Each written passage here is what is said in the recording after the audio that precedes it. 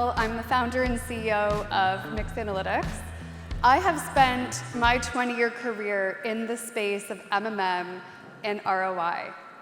I have had the opportunity to work with over 150 brands to help them measure the effectiveness of their marketing investments, from media to trade marketing to all of the base variables that are impacting their sales. And I'm here to share our 2025 release of the Canadian norms. This is based on the studies that we've completed at Miix Analytics since launch in 2021, so it's all a post-pandemic view.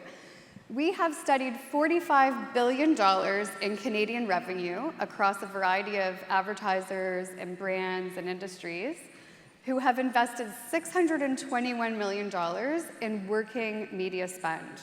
Now, this might sound like a big number. You know, we're only 4.5 years old at Miix. But it's actually a bit concerning that this working dollar media spend is equivalent to 1 to 2% of revenue, which is a low percentage. Brands can build themselves in terms of their awareness consideration and their sales when they're investing more like 3 to 4%. And so why do I think I'm seeing such low percentages in what you're dealing with as advertisers? One, we have a very consolidated retail landscape in Canada. We know, if I talk specifically on the CPG side, that for every $1 invested in working dollars media, we're probably spending about $10 in trade marketing. Compared to the US market, that ratio is a 1 to 5. That's one impact. Another, which was called out yesterday at the Pathfinders event, was the loss that is happening in the dollars through the system of media and what we're putting in terms of in the total marketing spend, but what's actually turning up in working dollars because of the number of transactions that are taking place along the way. So I think those are two reasons in this lower percentage. The analysis we're running is a full marketing mix model. So hopefully many of you in the industry now are familiar with MMM. It's been in Canada for 20 years. And this solution should be including always all of your base factors. So that would be like your macroeconomic pressures or lifts in times of tailwinds. We're kind of looking at headwinds mostly since the pandemic. It includes your competitive interactions where you have that data available, your pricing, your promotions, all of your paid media across your traditional, digital, paid earned owned. And so in these regression models, we can come up with the profit and the ROI, which is not a rubbish KPI, as Justin sometimes calls it, but the profit ROI, which is one of the most important KPIs that a CEO wants to hear and report to the board. There's few industry dynamics that I want to call attention to that are feeding into the results that we have in our norms database. The first is that 9 of the 10 brands, for every 9 out of 10 brands that we analyze at Miix, we're seeing baseline declines from these macroeconomic pressures. So we had inflation right after the pandemic, right? And then we had interest rates go up. Now I'm calling it the hangover of interest rates, which is impacting consumer behavior. Some categories are seeing the lipstick effect and a nice lift in sales. Others are really suffering right now. Those that are investing in media are growing. They might not be growing at the pace that everyone wants to see, double-digit growth, but we are seeing growth. We're seeing those brands help support price elasticity, so defending the price points in the market. And there is success, right? But all CMOs are fighting for every single dollar. And a lot of the disruption that we're seeing in terms of role change is adding to the complexity of trying to defend those dollars. Like every single week I'm getting a phone call about somebody leaving an organization on one side or the other of the advertiser and the media side, and it is causing us disruption. But the good news is that media is working. I actually am seeing a huge increase in the effectiveness and the ROI since I first built the norms database at Nielsen about 10 years ago to what we've built here at Miix Analytics. The most common conversation right now is my budget is cut. So yes, there's the old, okay, well, I know half my budget is working and half of it isn't working. Which half is? But we're facing budget cuts. That's not going to help brands grow. We really need to be defending this. So let's take a look at the numbers and numbers that can help. Media is contributing on average to 8.6% of sales. Yes, that isn't as strong as markets like the US for a number of the dynamics that I just mentioned. In the US market, we're seeing double-digit contribution. But 10 years ago, this number was 4%. So we have doubled the contribution to revenue from media. For every dollar invested, we are getting $1.26 back in short-term profit. So that is profitable. Sure, do we want to be at $2? Yes, but let's take the win, because 10 years ago, this number was 63 cents.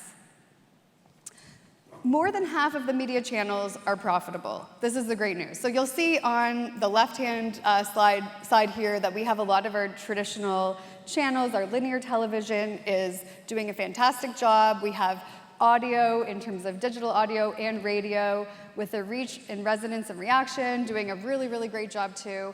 On the right-hand side, these are either the opportunities for fixing, reinvestment, or maybe strategic investments. I want to call attention to a couple of numbers over here. Out of home would be disadvantaged in this data set because we know that a lot of companies are just calling people back to the office now in 2025. The cities have been lighter, so the out of home has not had the ability to drive as much as we would have seen before the pandemic, so let's not take this one and plan around it. Digital shopper marketing is our retail media. And the retail media network will have a strong ROAS within that environment. But when we add in all of the other layers in the media plan, we are not seeing the strongest returns from that space. And coupons, unfortunately, for 20 years just have not been working. They're more likely to bring somebody in after, say, a recall or some sort of an issue you need to convert, but it's not going to drive incrementality. When we look at things not in a linear space, but we add in the size, 42% of the budget has been allocated to linear TV. It's driving 50% of the profit. Linear TV is not dead. It is working really, really well for a lot of brands. There's some aspects here in our video, like connected television, OLV, and a lot of these other digital, which we just haven't been spending enough. We're spending such low levels on a per weekly basis that we are not getting enough traction to drive sales. So how can we further optimize these numbers and make things better for all brands? First, I'm going to tell you, CPP is not the issue. Costing is not the issue. In our data set, if we looked at the first half of our sample in the later years, we're seeing only a 2.67 increase in cost per point for linear television. So let's not say that that's the problem here. One opportunity area that we have is to add connected television. So in our cases where we're looking at a linear-only plan compared to a linear plus TV, we're getting an 83% higher short-term ROI. Unfortunately, if we're doing just a connected television buy, it's about half as effective as the linear. It really needs to be done together to be a winning strategy. Another thing to look at is the duration. There are cases where brands need to have a 30-second ad, right? To communicate the brand positioning, the right narrative. Of course, there's cases for that. But if you can smartly test and cut down to 15s eventually, or just entirely run 15s, then you are seeing a 65% higher ROI from the 15-second duration. We also had a couple of cases of 7 seconds, meaning a 15-second buy split to support 2 brands in a portfolio. And that had really, really strong ROI. Now, again, it's a low sample, but 89% higher ROI compared to our 30 seconds.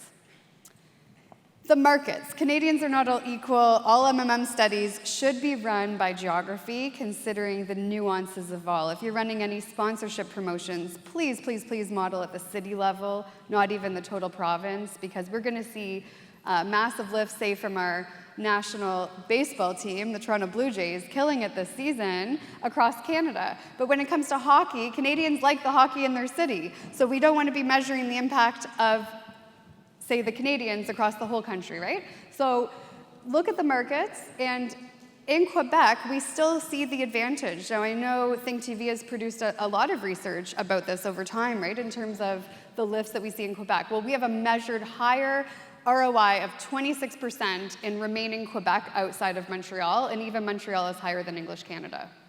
The last point I want to make here is on media saturation. So this is a response curve, a marginal response curve, meaning how can I improve the next dollar spent?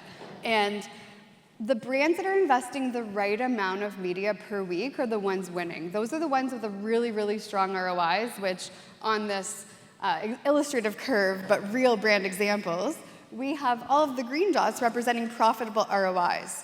When we're investing too little per week, we are not getting profit ROIs in those campaign buys. If we're going beyond saturation, we're wasting a lot of money. That that money, frankly, those working dollars can be invested in other weeks or in other platforms that we're not leveraging properly. So most brands are using this data intelligently now, and I think that that's why we've seen the ROI go from 63 cents to $1.26. And that's a great news for brands, right? There's cases where we have wear out, like the little pink one in the middle here, where if you have the same campaign running forever and ever and ever, you're going to get wear out, and you're not going to get a great ROI. But for the most part, we're not measuring too much wear out because brands aren't measuring or aren't executing enough GRPs to be reaching that level. So my quick recap here is that overall, the optimal media buy does include traditional. It includes aspects of traditional across television, radio, PR, even out of home. TV should always include a connected television component. It's 2025. Find a way to make them work together for your brand. Don't spread your media too thin. In terms of the rest of your digital buy, if you can't spend the right amount of money in channels, choose a few and do those really, really well versus spreading it too thin across a bunch and then nothing's really working. And the last thing is that media is profitable in Canada. So we are effective. We have room to grow in terms of the global landscape, but we're doing great jobs as marketers. We should be proud of ourselves and build the narrative to support your brand, and you'll continue to grow from your media. I want to thank you, and I'll pass it along to the next.